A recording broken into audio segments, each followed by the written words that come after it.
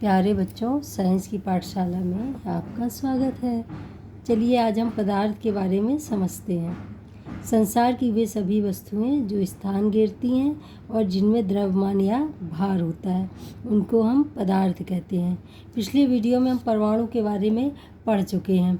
पदार्थों में परमाणु के बीच में आकर्षण बल होते हैं, जिसके कारण पदार्थों के परमाणु आपस में एक दूसरे से जुड़े हुए या चिपके हुए पाए जाते हैं, या इनके बीच में अंतरावकाश होते हैं।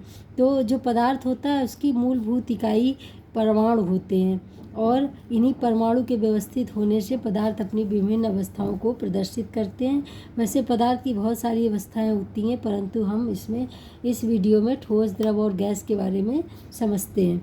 पदार्थ की ठोस अवस्था में पदार्थ के परमाणुओं के बीच में आकर्षण बल अत्यधिक होने के कारण इसके परमाणु आपस में सटे हुए होते हैं, जिसके कारण इनके बीच में अंतरावकाश नहीं पाए जाते हैं, जिससे ये ठोस अवस्था प्रदर्शित करते हैं। इसलिए ठोस अवस्था वाले या ठोस अवस्था में पदार्थों की आकृति निश्चित होती है और आयतन भी निश्चित होता है। मतलब कि ये जिस आकृति में रहते हैं उसी में हमेशा रहते हैं, और आयतन भी निश्चित होता है। किसी भी बर्तन में रखो पर वो अपने ही एक निश्चित आयतन में रहते हैं।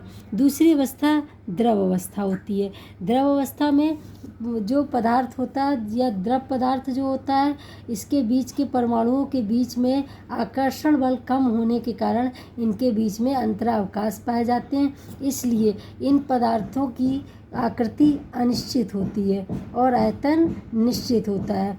जैसे कि तेल और घी, पानी, इस तरह की तरल पदार्थों को ही द्रव कहते हैं। इनकी आकृति तो अनिश्चित होती है, परंतु आयतन निश्चित होता है, क्योंकि ये जिस बर्तन में डाले जाते हैं तो उस बर्तन की आकृति ग्रहण कर लेते हैं, इसलिए इनकी आकृति अनिश्चित होती है। अगर कटोरी में रखेंगे तो कटोरी की आकृति ले लेंगे, ग्लास में रखेंगे तो ग्लास की आकृति ले लेंगे, परंतु आयतन निश्चित होता है। अगर 1 लीटर तेल या पानी को हम लेंगे, चाहे किसी भी बर्तन में डालें, तो उनका आयतन तो भी उतना ही 1 लीटर ही रहेगा।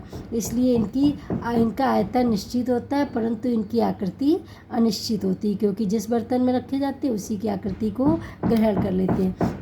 पदार्थ की तीसरी अवस्था होती है गैस अवस्था। गैस अवस्था में जो परमाणु होते हैं, इस पदार्थ के परमाणुओं के बीच में अंतरावकाश अत्यंत अधिक होते हैं, जिसके कारण इनके जो परमाणुओं के बीच में आकर्षण बल लगभग नगण्य होता है, बहुत ही कम होता है आकर्षण बल, जिसके कारण इनके परमाणु दूर दूर होते हैं, और इसलिए इसी वजह से इनकी आकृति भी अनिश्चित होती है और आयतन भी अनिश्चित होता है।